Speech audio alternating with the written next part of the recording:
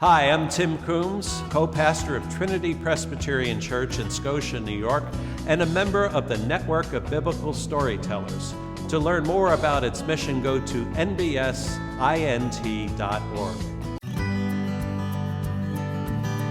The story of Job is part of the wisdom literature of the Old Testament, the Hebrew Scriptures.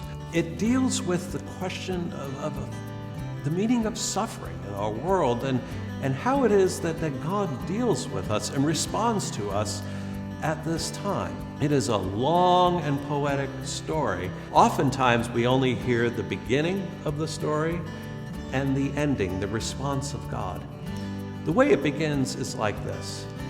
God and the devil are conversing to one another, and God shows the devil Job and says, "Isn't he a faithful model follower of me?" And the devil says, "Well, of course, he's got everything. He's happy. It's easy to have faith.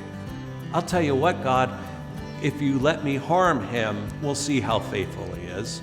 Well, God accepts the challenge, but says, "Don't harm Job, just what's around him." So the devil does, and destroys Job's family and his farm. But Job remains faithful. And God says, "See, he's still faithful." But the devil says, "But I haven't harmed him." And God says, "All right." And so the devil diseases Job, boils on his skin. He's totally destitute. And it's at this point when Job is visited by three friends, Bildad, Eliphaz, and Zophar. And they give advice to Job, sometimes telling him, just reject God. But Job doesn't accept their advice.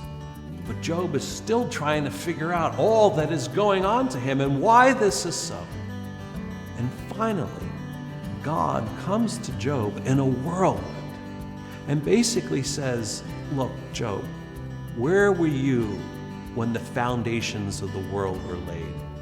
Are you as strong as me? Do you know what I have to do? I protect the world from sea monsters and the like. Are you as strong as me?" Is it a satisfactory answer? People debate that, but it's the one that God gives Job. At the end of the story, God restores Job and creates for him a new family and restores some of his livelihood.